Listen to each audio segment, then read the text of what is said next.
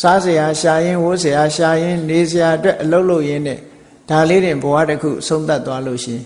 လူဖြစ်ရကြိုးဆိုတာမနှက်ဘူးတဲ့ဘာဖြစ်လို့တော့ဆိုလူတွေမှသာစားเสียရှာတာမဟုတ်ဘူးတိရစ္ဆာန်တွေလည်းစားเสียမရှာဘူးလားရှာပါဗျာအဲ့တော့ဘာမှမထူဘူးလေသူတို့လည်းစားเสียရှာတာကိုယ်လည်းစားเสียရှာတာနော်ဝတ်เสียတိရစ္ဆာန်တွေကြတော့ဝတ်เสียတော့မရှာဘူးပေါ့နော်နေเสียရှာတယ်သူတို့လည်းအတိုက်တွေအမြုံနေနေเสียရှာတယ်စားเสียရှာတယ်ဝတ်เสียရှာတယ်နေเสียရှာတယ်မကြမ်းမမာရဲ့ဆေးကုဖို့လိုရတယ်ဆိုတာဒီလိုဟာတွေနဲ့တဲ့အချိန်ကုန်ရင်ဒါဘဝတစ်ခုဟာရိုးရအလုပ်တစ်ခုနဲ့ပဲအချိန်ကုန်သွားတယ်ထူးခြားလာတဲ့အနေအထားတစ်ခုမှမရှိဘူးတဲ့ဒါကြောင့်မို့ထူးခြားလာအောင်ကိုယ့်ရဲ့စွမ်းရည်တတ္တိတွေကို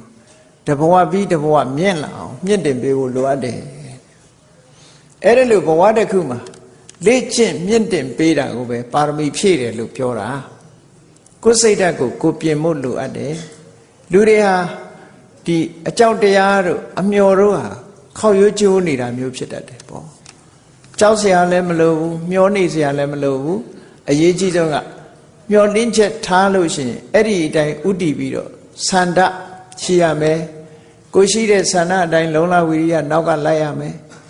စိတ်ဓာတ်ကြံ့ခိုင်မှုရှိရမယ်